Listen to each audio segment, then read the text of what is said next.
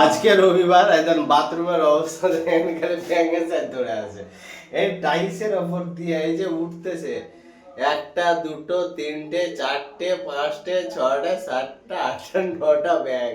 এই নটা ব্যাগ আমাদের বাথরুমের অবস্থা কি করে রেখেছে দেখো। বল জ্বালিয়ে রাখছি তো এরকম ব্যাপার, মানে লাইট জ্বেলে রাখলে এরকম হচ্ছে। ব্যাগের অবস্থা দেখো, একবারে কাছে জুম করে নিয়ে আসছি। দেখো এই তো উঠছে, এই তো বাবু সোনাগুলো উঠছে এক এক করে।